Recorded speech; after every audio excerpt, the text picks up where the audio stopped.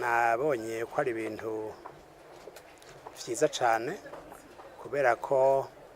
Ecobank yiyumvira gufasha abantu batari basanzwe bafise amakonte muri banki bakoresheje amatelefone ngendanwa barashobora kuziganya bagashobora no kurungika amafaranga nk'uko bashobora no kuyaronka bitabaruhishije kandi iciza c'ubu buryo nuko uwo ari we wese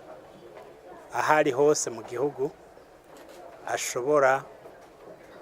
kugira imigenderanire na Ecobank ku buryo vyomworohereza mu kuronka no mu kurungika no mu kuziganya amafaranga.